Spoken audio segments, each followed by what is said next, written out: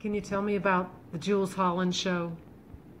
Yeah, Jools Holland show. That was a big turning point in my life. I had a farm in Mississippi, and I was having a difficult time on some pharmaceuticals that I'd been prescribed by about 5 different doctors. Phone rings one time, and my nearest neighbor was 2 miles away, 2.5 miles away. Phone rings one day, and this guy from England wanted me to know if I'd be interested in doing the Jools Holland show. I said, "Who's Jools Holland?" I didn't know anything about Jools Holland. I didn't listen to anybody, still don't. But he explained to me that they would like to have me on the show.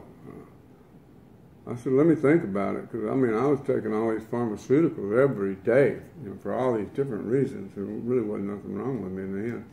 But I said, let me think it over. Give me a couple of weeks to think it over. Well, a couple of weeks went by, he called, and I said, well, yeah, I'd like to do it. I'll do this thing. It'd probably be good for me to do it. And hung up. Next thing you know, he called me again. And he said, would it be all right to have Eric Clapton on your show? And I thought, well, hell. I didn't want to do it, at first. Why not? Well, they asked for me, and then I didn't want to ride on Eric Clapton thing again, Right. And I asked him, I said, will I still have the show if I decline, to have Eric on my show? And he said, yeah. And I said, well, let me think about it. And 2 more weeks went by. Phone rings again. And it's the guy, Mark Cooper was the producer. He said, hey man, we really got to know, because Eric's got to, if you're going to do this or not, because Eric's got to go to Tokyo and do a show with Santana. And I said, yeah, okay, I'll do it. And well, we got cut to the chase. We got to London, and everything rolled into the venue at the BBC, big sound stage, and it had actually 1, 2, 3, 4 different stages in this huge building. And all the band was set up. It looked fabulous and everything. I walked right straight past Eric. Far from me to you. Be closer. I walked right past him. He had his guitar, he had a ball cap on and sweatshirt, his legs across and guitar in his lap. Did not even, because I would come in from the sun, I didn't even see it. Well, guy comes, I went straight to the piano, and the whole orchestra was set up and everything. And I went straight to the piano. Guy comes over, he says, hey Bobby, you just walked right past Eric. I said, no, I didn't. He said, that's him over there. But he had his hat down, and I didn't see it. So anyway, I went over and talked to him.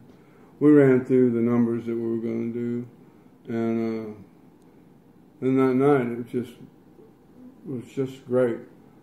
Did you have, what were your feelings? Did you have any feelings of what it used to be like, or? Well, I tell you, it was no, I didn't reminisce at all. I was in the moment, and I was on all those pharmaceuticals, and my hands were trembling like I'm steady Freddy nowadays, but they were trembling so that I couldn't.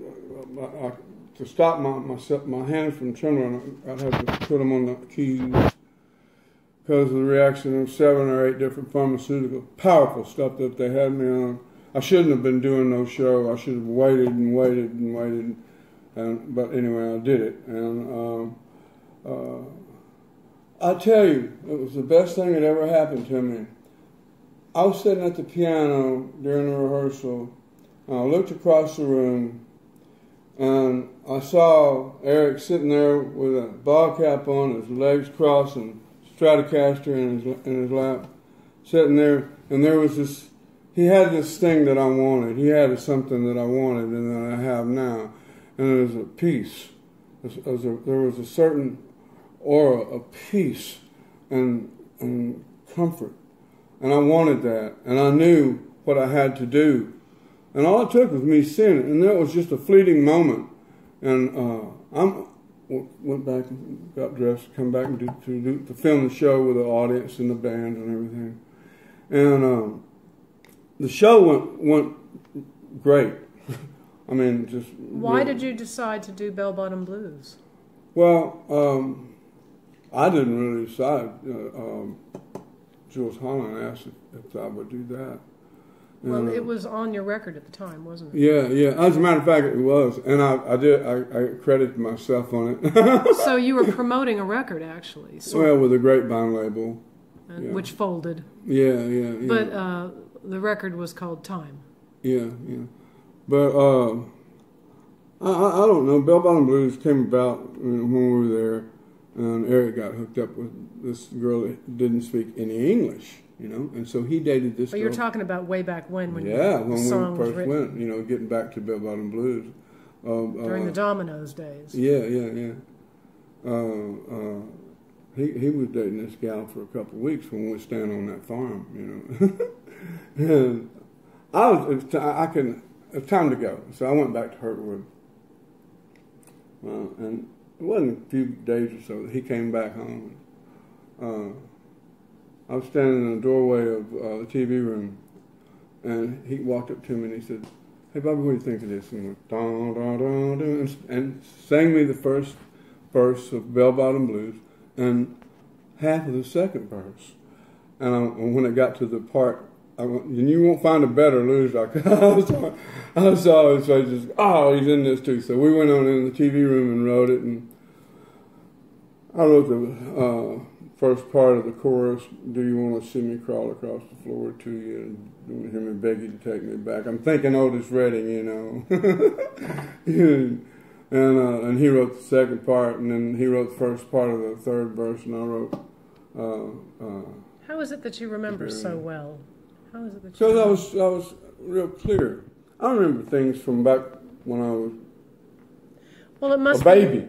It must be, too, that it was a very important time of your life. Yeah, I was really aware. I mean, we weren't doing a bunch of drugs and strung out and all that stuff. That was at the very end of all that. The beginning was clear as a bell, We'd have a drink and smoke. That was it, And, it was great. But I could see him, oh, man. Well, we went on to Miami and recorded everything, and we recorded Bell Bottom Blues, and when we got back, album was put together, they arranged everything, and next thing you know, we get the cover, and my name's not on it. Oh, and I went, oh, man. And, of course, I'm not going to Eric about, hey, anything. And I went to the office and raised hell, and it fell on deaf ears. There was nothing I could do, That was the only real disappointment, that I had in the whole of the Layla thing. And so I went all these years not being acknowledged. And there was a guy at one of our shows here in town, and he said, "Hey man, didn't wasn't that Bell Bottom Blues about some pants?" And I thought right down there, I went, yeah, that's what it was too. It's about Patty wanted some landlubber bell bottoms.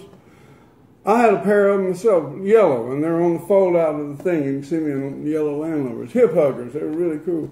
I forgot about that, but I always thought we were writing the song about the girl in France that spoke no English, But he was falling in love with everybody and every woman. He had 3 or 4 women at the same time, and he loved all of them, and they loved him, I don't know.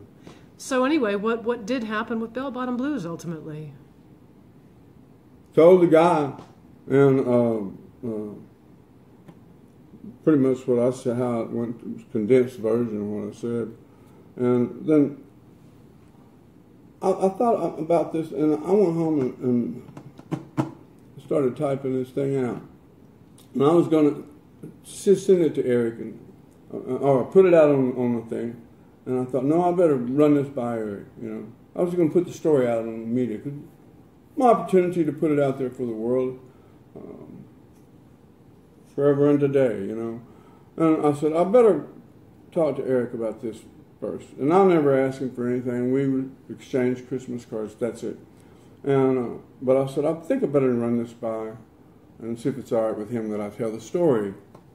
And I did, and I'll be dang. Boom, 3 minutes. He wrote back, yeah, he's right. And he said, I'm going to make this right. And he did. And my name is on Bell Bottom Blues now. He made it right for me in every way. So it's written by Eric Patrick Clapton and Robert S. Whitlock.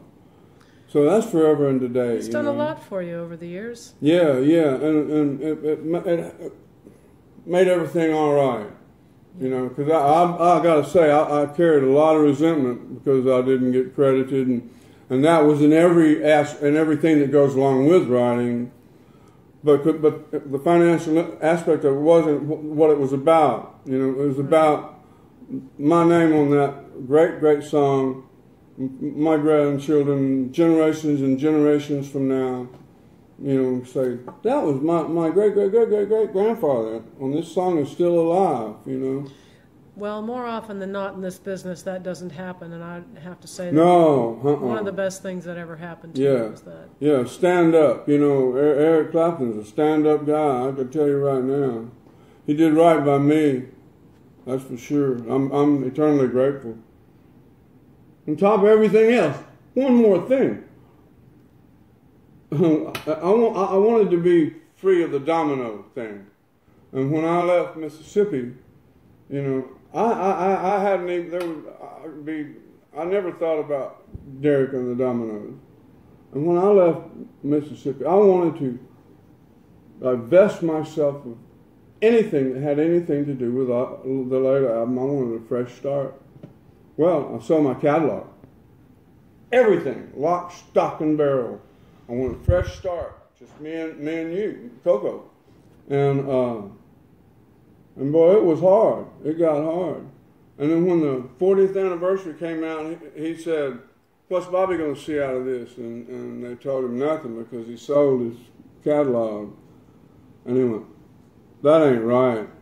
And he and Michael Eaton, his attorney and partner, a fleet of engineers, lawyers, went into Warner Chapel and bought my rights back and gave my rights back to me.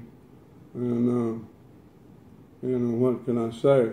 If it hadn't been for that, you know, we would have been having a real difficult time in this pandemic. I'm grateful.